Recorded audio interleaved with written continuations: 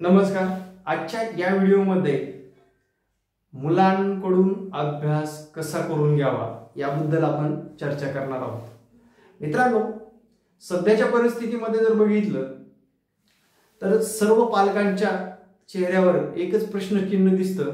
आपला मुलगा भवितव्यामध्ये काय होऊ शकतो, कशा पद्धतीने त्याला शिक्षण देणं गरजेचं आहे, कोणत्या गोष्टी करणं गरजेचं आहे, की आपण आपला मुलगा संस्कारी बनवणं गरजेचं आहे आणि संस्कारातून तो एक चांगल्या प्रकारे समाजामध्ये जीवन जगेल. तर मुलाकडून अभ्यास करून घेताना तो साधारणपणे त्याला 5 वर्षाच्या नंतरच अभ्यासाकडे वळवा. सगळ्यात महत्वाचं, लहानपणापासून म्हणजे 2-2.5 वर्षापासूनच त्याला उजळणी किंवा ABCD तो बडबड गीते म्हटले पाहिजे त्यांनी. पण त्याला खऱ्या अर्थाने 5 वर्षानंतर त्याला इंग्रजीचे छोटे छोटे शब्द, मराठीचे छोटे छोटे शब्द त्याच्याकडून म्हणून आणि लिहून घेणं गरजेचं असतं. कारण आताची पिढी जर बघितली तर 3 वर्षाचं झाल्यानंतर बाळ लगेच शाळेमध्ये डांबलं जातं, कुठल्या तरी इंग्लिश स्कूलमध्ये डांबलं जातं, कुठल्या तरी मराठी शाळेमध्ये डांबलं जातं. आपल्या पिढीमध्ये जर बघितलं, आपण जेव्हा लहान होतो, आता सर्वसाधारण आपण सध्या विचारात घेतलं म्हटल्यानंतर जेव्हा आपण लहान होतो तेव्हा कुठे जायचो? बालवाडीमध्ये जायचो. आपल्याला कशाची आस असायची? खाऊ मिळण्याची आस असायची. आजच्या पिढीला प्रत्येकाला स्मार्ट बनायची हौस आहे, पण विद्यार्थ्याकडे जी काही विद्यार्थ्यांची मानसिकतेकडे लक्ष दिलं जात नाही.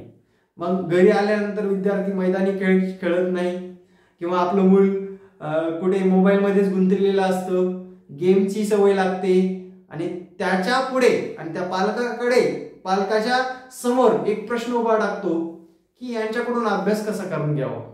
आणि त्याच्यासाठीच हा व्हिडिओ बनवत आहे. मित्रांनो, लक्षात घ्या, अभ्यास मुलाकडून कसा करून घेतला पाहिजे की मुलगा एकदम आवडीने लागेल अभ्यासाला. लक्षात घ्या, तुम्हाला खरं पाहता मुलाकडून अभ्यास करून घेण्यासाठी आपण सुशिक्षित असणं गरजेचं असतं असं नाही. आपण निरक्षर असला तरी काय अडचण नसते, फक्त त्याच्यामध्ये एक स्ट्रॅटेजी आखली पाहिजे, विद्यार्थ्याला त्याची आवड करून दिली पाहिजे. आता गृहपाठ म्हणून शाळेमध्ये दिला जातो. मी फक्त पहिलीच्या वर्गापासून फर्स्ट स्टँडर्डच्या पुढल्याच विद्यार्थ्यांसाठी सांगतोय. लहान मुलांकडून अभ्यास आणि दडपण आणायची गरज नाही. त्याचं खेळण्याचं, बागडण्याचं, त्यानंतर आई वडिलांना खुश ठेवण्याचं आणि मस्तपैकी आनंदित वातावरण जगण्यासाठी त्याला 5 वर्षापर्यंत कुठला ताण देऊ नका. कृपया करून भविष्यामध्ये तो एक दडपण घेऊन अभ्यासाच्या मागे लागलेला असेल, लक्षात घ्या. म्हणजे दडपणाखाली त्याचा अभ्यास होणार नाही. 5 वर्षानंतर त्याच्याकडून ज्या गोष्टी करून घेणं गरजेचं आहे त्या सर्वात प्रथम त्याचा मोबाईल सोडवा. तुम्ही जेव्हा मोबाईल वापरता किंवा एखादा व्हिडिओ बघता, शक्यतो मुलांच्या पुढे बघू नका. कुठलाही व्हिडिओ असू द्या, एक साधारण बातम्या सुद्धा असतील तर मुलांच्या समोर बघू नका. त्याच्याऐवजी तुम्ही टीव्ही वापरा किंवा टीव्ही बघा. साधारणपणे लिमिटेड टायमिंग ठेवा की दिवसभरामध्ये मला मुलाच्या समोर साधारण 1 तास टीव्ही बघायची, ते पण संस्कारिक गोष्टी बघा. कारण मोबाईलवर जर बघितलं, मोबाईलमध्ये आपण हल्ली जास्तच वापर करतो, मुलांना पण त्याच्यामध्ये हौस वाटायला लागते आणि मुलं पण सुद्धा मोबाईल घेतात आणि मुलं मोबाईलमध्ये आपले आई वडील काय बघतात किंवा इतर समाजातील लोक काय बघतात या उत्सुकतेने ते सातत्याने मोबाईलकडे लक्ष देतात आणि त्यांचं ऑटोमॅटिकली अभ्यासावर दुर्लक्ष होतं. दुसरी पद्धत म्हणजे पालकांनो, दुसरी पद्धत जर बघितली, विद्यार्थ्यांच्या वेळोवेळी वह्या पाहत चला. म्हणजे तो शाळेमध्ये गेल्यानंतर त्यांनी कोणत्या घडामोडी केलेल्या आहेत किंवा काय अभ्यास केलेला आहे त्याच्यावर तुम्ही सुद्धा 1दा-2दा पाहत चला. त्याच्यामध्ये कुठल्या चुका आढळत आहेत का, त्या चुका सुधारण्यासाठी न रागवता त्याला त्या चुकासाठी त्याला प्रोत्साहित करा किंवा चुका करू नको. ही चूक लिहिल्यामुळे कोणतं नुकसान होतं हे जाणीवपूर्वक त्याला तिथे जागेवर सांगा. सर्वात महत्वाचं म्हणजे घरामध्ये शांतता ठेवा. कारण मुलाला दडपणाखाली येऊन किंवा आपण सातत्याने आपल्या कपलमध्ये असतील, नवरा बायको असेल, फॅमिलीमध्ये सातत्याने जर भांडणं होत असतील तर मुलगा सुद्धा ते टेन्शन मध्ये येऊन तो अभ्यासाकडे दुर्लक्ष करेल आणि काहीतरी वेगळ्या मार्गाला जाईल. त्यामुळे आपल्या घरातील आनंदित वातावरण असणं गरजेचं आहे.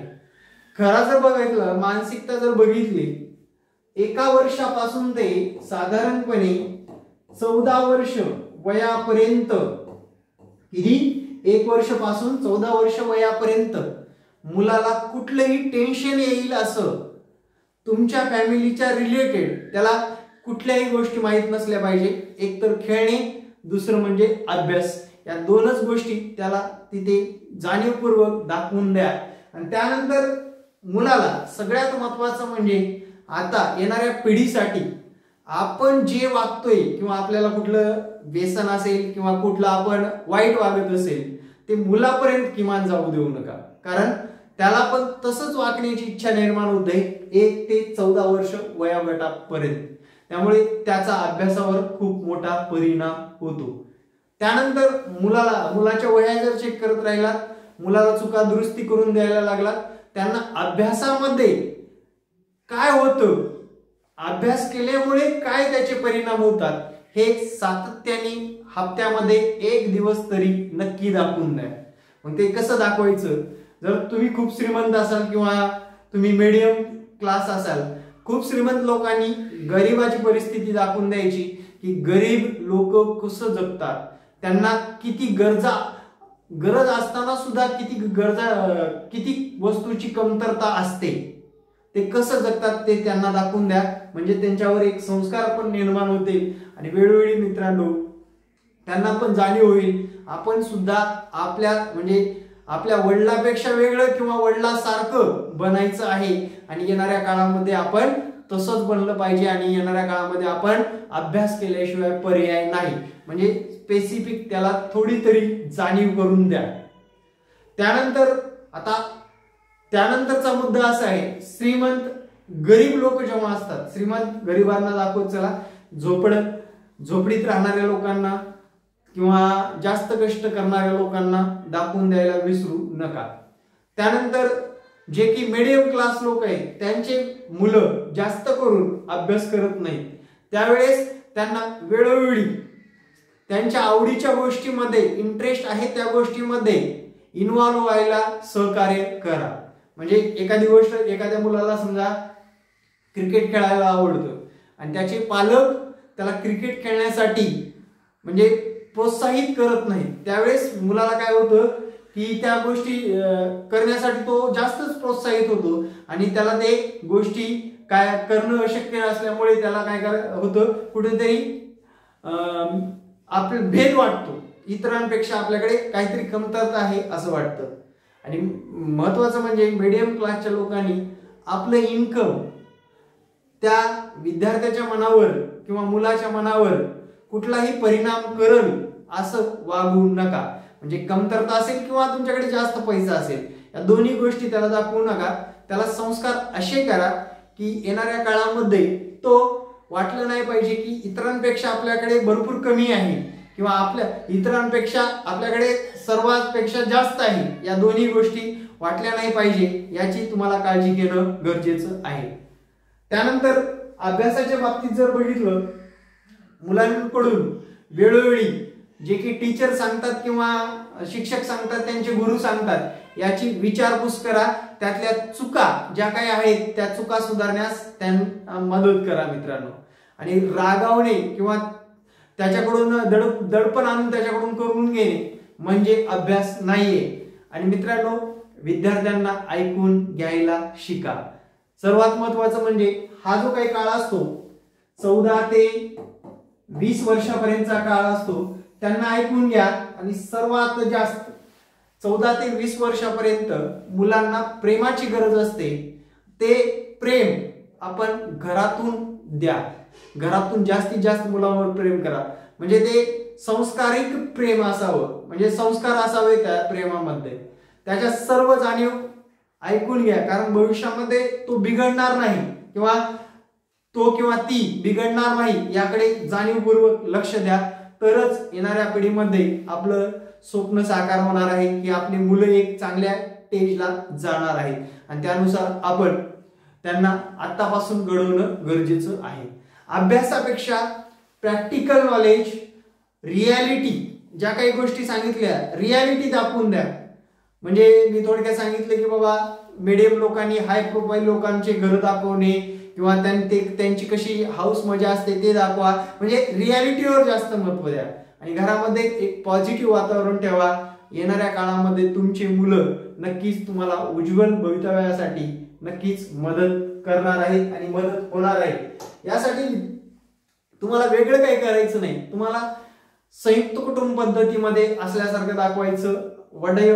आई वडिलांचा कसा आपण आदर करतोय तसंच मुलं सुद्धा आदर करतील या दृष्टीने त्यांच्यावर संस्कार करत राहा आणि शक्यतो शांती राखा. व्हिडिओ कसा वाटला नक्कीच कमेंटमध्ये सांगा. आणि मित्रांनो, जे पॉइंट होते ते मी इथे कव्हर करण्याचा प्रयत्न केलेला आहे आणि जास्तीत जास्त लोकांना शेअर करा. धन्यवाद. जय महाराष्ट्र, जय हिंद.